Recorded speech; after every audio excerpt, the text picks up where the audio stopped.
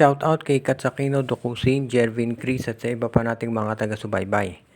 At ang balita ngayon, posible nga kaya na itong si Arvin Tolentino ay matuloy na yung pagbabalik niya dito sa San Miguel o dito sa Barangay Ginebra. Dahil sa ngayon, alam natin na ang usap-usapan dito sa Barangay Ginebra ay yung pagkuha nila ng big man para maka-back up nitong si Japet Aguilar habang nagpapagaling pa itong si Isaac Go. Pero mukhang kinakailangan din ng Barangay Ginebra ay isa pang power forward na pwedeng magamit o kaya ay small forward at parang dyan magiging magandang fit itong si Arvin Tolentino. Itong si Arvin Tolentino kasi parang yan ang tinitignan ngayon ng Barangay Ginebra dahil unang-una alam natin na pamilyar na si Arvin dito sa sistema ni Coach Tim Cone. So hindi na niya kinakailangan pang mag-adjust. Pangalawa, si Arvin pwedeng maging power forward, pwedeng maging small forward. Ito kasi ang may balita kasi na lumabas na ito si Troy Rosario parang hindi pa 100% na sigurado na mapupunta dito sa Barangay Ginebra.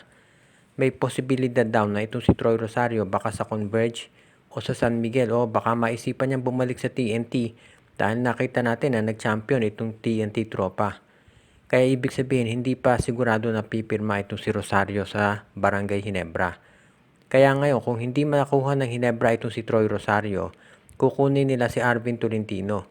At mas madaling makuha si Arvin dahil yan ay nasa Northport, Batang-Pier.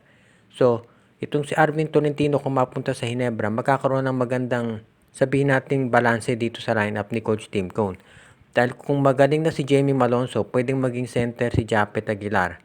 At itong si Jamie Malonzo power forward, pwedeng small forward si Arvin Tolentino. Pwede rin niyang gamitin ito si Arvin na power forward.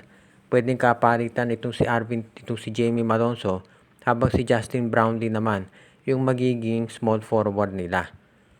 Ngayon, dito sa darating na Commissioner's Cup, napag-uusapan lang natin si Brownlee. Hindi pa natitiyak kung ito'y maglalaro. Dahil katatapos lamang itong Governor's Cup Finals ay mag-uumpisa na yung preparasyon para dito sa Gilas. Dahil syempre meron tayong laban dito kontra sa New Zealand at sa Hong Kong. Pagkatapos niyan mag-uumpisa na yung Commissioner's Cup. So halos wala nang pahinga itong si Justin Brownlee. So baka hindi muna siya gamitin ng Barangay Ginebra dito sa Commissioner's Cup at kumuha sila ng mas matangkad na import. Kung sakali na kumuha ng mas matangkad na import ng Ginebra, masosolve yung problema nila pagdating sa big man muna. Pwede na maging center yung import, power forward si Japet at si Jamie Malonzo. Magiging small forward itong si Arvin Tolentino. So sa ngayon medyo nakadepende lahat dito sa magiging desisyon ng Ginebra kay Justin Brownlee. Kung si Brownlee ay hindi maglalaro sa Commissioner's Cup, pwede na center ang kunin ng Ginebra na big man. So hindi muna nila kailangan makipag-trade para sa isang center. Pwede ito muna kunin si Arvin Tolentino bilang power forward o kaya small forward. Kaya kung maglalaro si Justin Brownlee dito sa Commissioner's Cup, baka bukod dito sa pagkuha kay Arvin Tolentino ay kumuha rin ng isa pang big man itong Barangay Ginebra.